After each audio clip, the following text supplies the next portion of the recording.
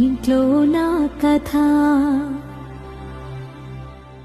అంతేనేమో అంతేనేమో అంతులేని వేదనేమో ఆడపిల్లను కదా. మళ్ళీ తిరిగి అడుగేసేది వచ్చిపోయే చుట్టూలానే. నేను పుట్టి పెరిగిన ఊరికి ఇంకా పైన పొరుగుదాన్ని. కట్టదాటి గంగ నేడు కంట పొంగెనే. ఎంత ఎంత యాతనో ఎంత గుండె కోతనో ప్రాణమోలే పెంచుకున్న పిచ్చి నాన్నకు దూలమిరిగి భుజము